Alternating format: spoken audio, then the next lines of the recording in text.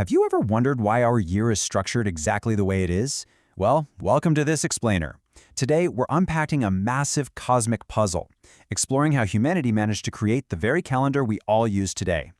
And it wasn't a quick fix, let me tell you. It took thousands of years of careful observation and a whole lot of trial and error to get it right. So grab a seat, get comfortable, and let's explore the epic history of the 365-day year. Meet the ultimate villain of our story. Ready for it? 365.2422. Yep, this exact incredibly messy number is literally the amount of days it takes the Earth to complete one full orbit around the Sun. Imagine being an early civilization trying to plan your farming, your festivals, basically your entire society around a decimal like that. It was a massive mathematical headache for our ancestors, mostly because nature simply refused to provide a clean, whole number for them to work with. Section 1. The Cosmic Math Problem. Okay, let's dive into this.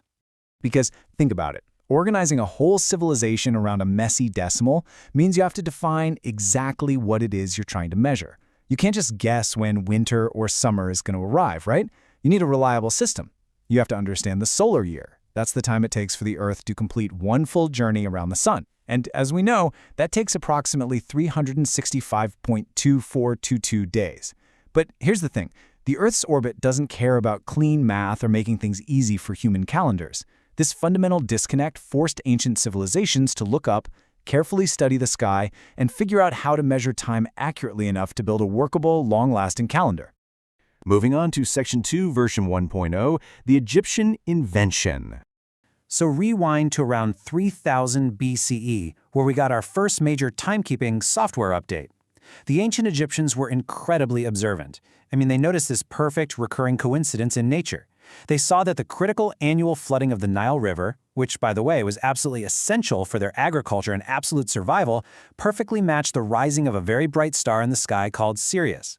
Suddenly, they had a reliable, observable annual marker to pin their calendar to. The cosmos was finally giving them a clear signal.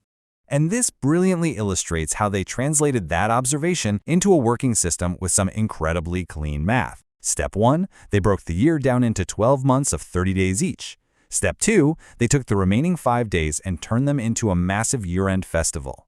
This gave them a total of exactly 365 days. It was highly effective, deeply structured, and honestly a huge leap forward for human civilization. Section 3, version 2.0, the Julian update.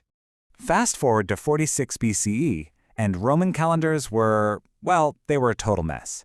They had been using a variety of different, confusing systems. Julius Caesar realized the Egyptian 365-day model, while great, was missing that pesky 0.2422 fraction of a day, which was causing the calendar to slowly drift from the seasons over time. Enter Caesar's brilliant patch, the leap year. A leap year is simply an extra day added to the calendar to keep it aligned with the Earth's astronomical seasons.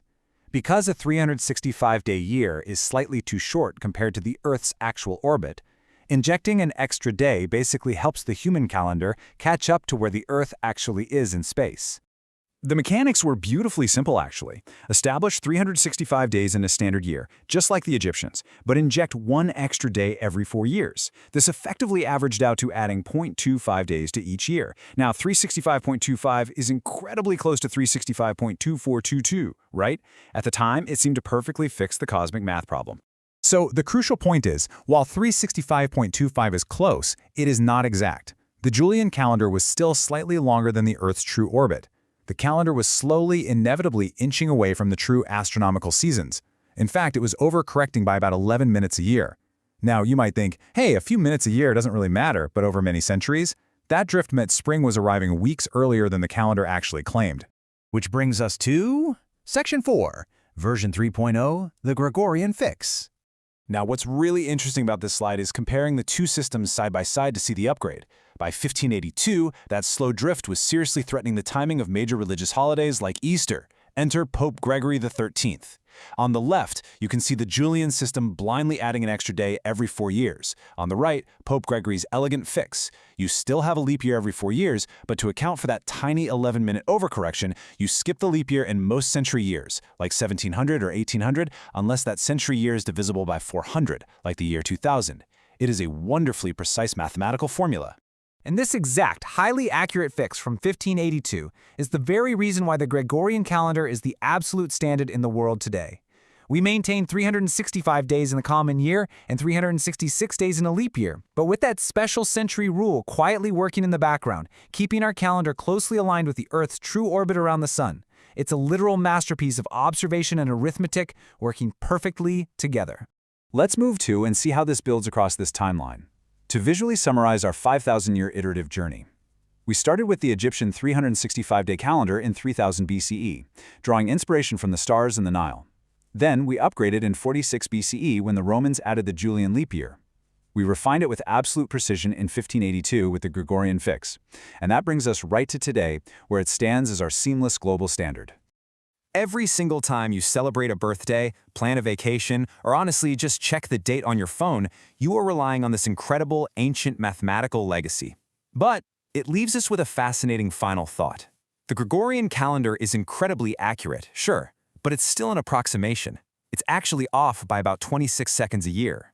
This means in roughly 3,300 years, we're going to be off by a full day. So, as we drift into the future, when exactly will humanity need version 4.0? I'll leave you to ponder our ongoing cosmic math problem. Thanks so much for joining me on this explainer, and as always, keep questioning the world around you.